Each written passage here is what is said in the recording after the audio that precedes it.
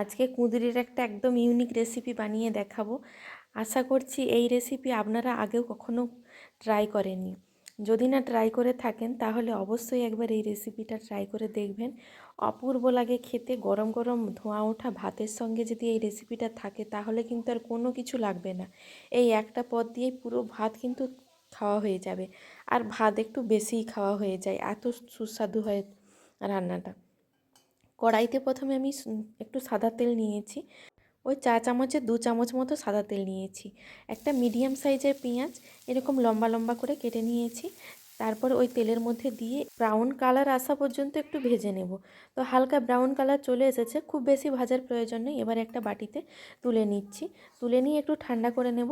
তারপরে কিন্তু আমি এটা বেটে নেব। আর কুঁদরিগুলোকে একটু আমি দুভাগ করে কেটে নিয়েছি, যে লম্বা লম্বা দুভাগ হয়, যেমন করে ভাজা করা হয় অনেক সময়, সেই রকমভাবে কেটে নিয়েছিলাম। তো এখানে আবারও চা চামচে 2 চামচ মতো সরষের তেল দিয়েছি। এটা কিন্তু সরষের তেলে করলেই খুব ভালো লাগে, তো চেষ্টা করবেন সরষের তেলেই করার।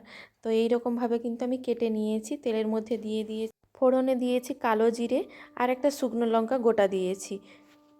কুঁদরিটাকে এবার ওই তেলের মধ্যে আমি দিয়ে দেব। এখানে কিন্তু আমি আর কোনো পেঁয়াজ ব্যবহার করব না, যেহেতু আমি পেঁয়াজটা ভেজে নিয়ে বেটে নিয়েছি, তাই কিন্তু আমি আর কোনো পেঁয়াজ ব্যবহার করব না। তো কুঁদরিটাকে খুব ভালো করে কিন্তু কষিয়ে নিতে হবে, একটু লাল লাল করে সময় নিয়ে একটু কষিয়ে নিতে হবে। আর আমি ওই পেঁয়াজের মধ্যে কিন্তু 2টো কাঁচা লঙ্কাও বেটে নেব।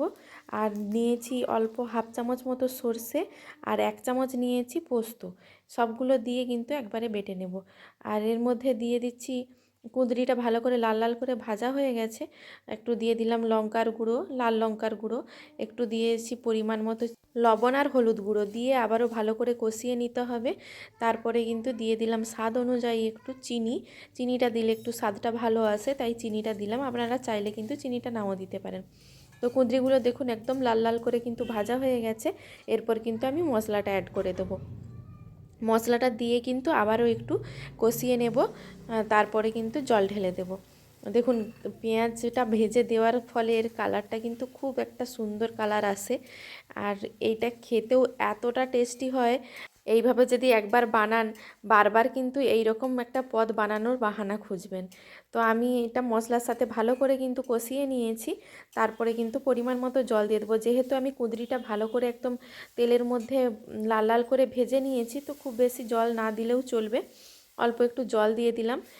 দিয়ে মশলাটা একটু ফুটতে সময় দিতে হবে, তো তাই একটু অল্প জল দিয়ে দিচ্ছি। আর এখানে কিন্তু আর ঢাকা দেওয়ার প্রয়োজন নেই। কুঁদরিগুলো তাতেই খুব ভালোভাবে সেদ্ধ হয়ে যাবে। প্রায় 2 থেকে 3 মিনিট মতো মিডিয়াম ফ্লেমে ফুটিয়ে নেব, তাহলেই কিন্তু ভালো করে সেদ্ধ হয়ে যাবে। দেখুন মিডিয়াম ফ্লেমে 2-3 মিনিট ফুটিয়ে নেওয়ার পরে জলটা অনেকটা ঘন হয়ে গেছে, ঝোলটা।